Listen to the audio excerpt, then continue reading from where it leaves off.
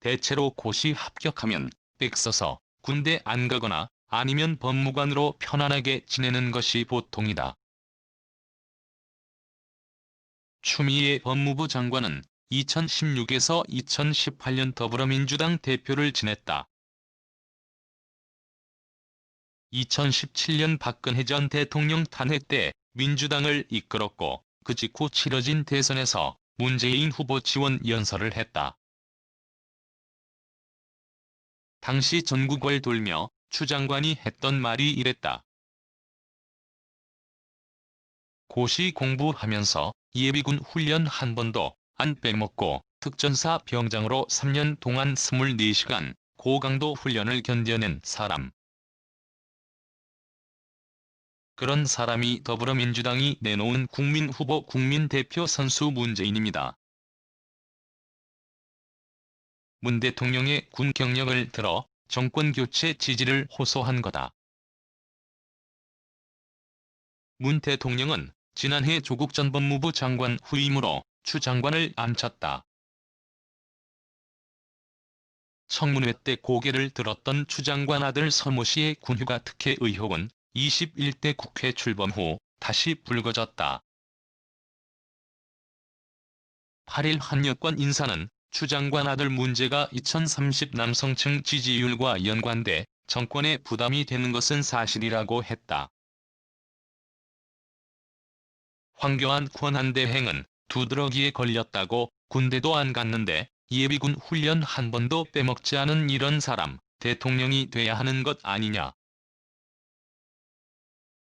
상대 진영의 군 면제나 군 관련 비리에 깐깐한 기준을 들이밀었던 것도 과거의 추미애 대표였다.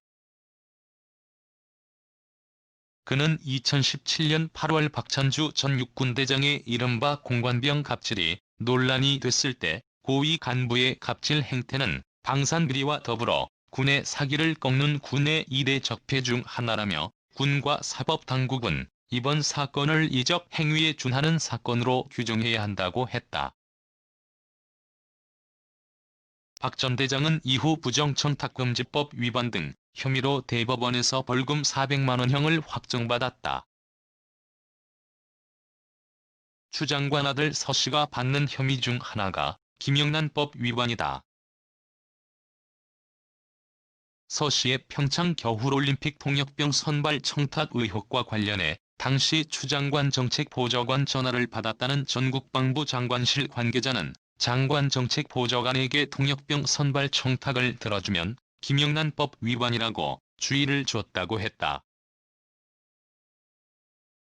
해병대의 한치 여점 없이 나라 지켜달라.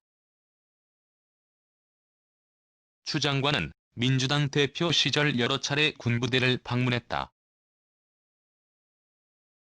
취임 직후인 2016년 9월 경기도 김포시 해병대 2사단을 방문해 지난달과 이번 달 사이에 북한이 긴장을 높이는 행위와 도발을 하고 있는데 한치의 허점도 없이 나라를 지켜주실 것을 장병들께 부탁드린다고 했다.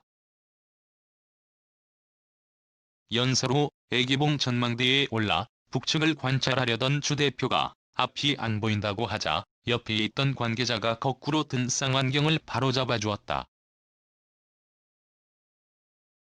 군 보니까 든든하고 믿음직하다.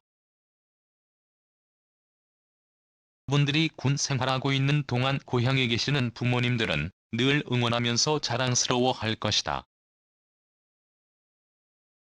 추 장관은 1년 뒤인 2017년 9월 경기도 고양시 백마부대를 방문해서는 이 시간이 절대 헛되지 않다고 생각한다. 보람과 사명과 긍지를 가져달라고 장병들을 격려했다. 여러분들이 힘든 줄 알고 있다. 내년부터는 사병의 월급도 올라갈 것이고 군 인권 사각지대를 없애기 위해서 정부가 많은 대책을 준비하고 있다라고도 했다. 김종인 국민의힘 비상대책위원장은 7일 우리 청년들이 바라는 건 사병 월급 몇 푼 더 받는 게 아니다. 국방의 의무 앞에 모두가 공정해야 한다는 상식이 통하는 사회를 바라는 것이라고 말했다.